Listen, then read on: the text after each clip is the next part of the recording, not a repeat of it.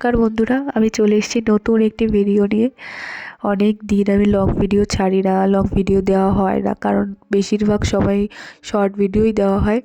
Short ভিডিওর জন্যই shoot করি, আর লং ভিডিওর জন্য শ্যুট করতে মনেই থাকে না একবারই। তাও এটাও শর্ট ভিডিওর জন্যই শ্যুট করা, কিন্তু আমি লং ভিডিও ছাড়ছি যে অনেক দিন লং ভিডিও দেওয়া হয় না, তাই লং ভিডিও দেওয়া যাক। তো প্রথমত আমি আজকে করতে চলেছি একটা আর কি মাটির থালা, গ্লাস, যেগুলো সেট, এর সামনে বিয়ের সিজন, অনেকে আইবুড়ো ভাত, জন্মদিন এইসবে মাটির থালা প্রচুর প্রচুর ইউজ করছে এখনকার সময়। তো মাটির থালাটা এখন বলতে গেলে ট্রেন্ডিংয়ে চলে এসছে। তো মাটির থালার ওপরে পেন্টিং করতে গেলে প্রথমত ওটাকে জল দিয়ে ভালো করে ধুতে হবে। আর এই মাটির থালাটা আর গ্লাস বাটিগুলো আঁকতে আমার প্রায় সারা দিন চলে গেছে। সেটা শর্ট ভিডিও, ওই 60 সেকেন্ডের একটা ভিডিওতে দেওয়া কখনোই সম্ভব না।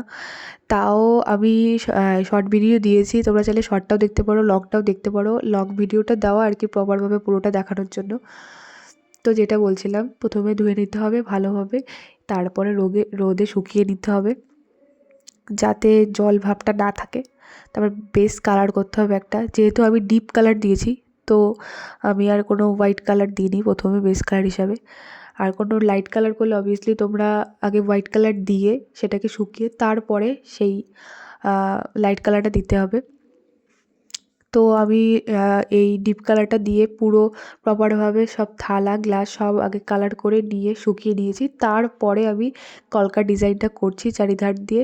আর যেগুলো আমার কাছে কম্পাস ছিল না, তাই আমি থালা দিয়ে ওটাকে গোল করে নিয়েছি। আর এই কলকা ডিজাইনটা করার জন্য তোমরা 0000000 তুলি ইউজ করতে পারো। আর এটা কিন্তু সাদা কালার না। আমি ক্যামেরা কতটা বোঝা যাচ্ছে বুঝতে পারছি না, কিন্তু আমি করেছিলাম একটু হোয়াইটের সাথে ইয়েলো মিশিয়ে একটু চন্দনের কালারটা। আমার আগে সাদা কালার দিয়ে এর উপরে করা আছে, তোমরা আমার চ্যানেলে দেখলেই বুঝতে পারবে যে আগে আমি করা আছে।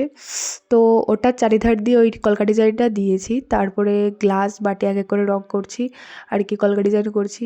গ্লাসের মিডিল পজিশনটায় আমি কলকা ডিজাইনটা করার চেষ্টা করেছি, যে মিডিল পজিশনটা দিলে আর কি চারিদিকেই যেদিকেই আমি গ্লাসটা রাখি দেখা যাবে।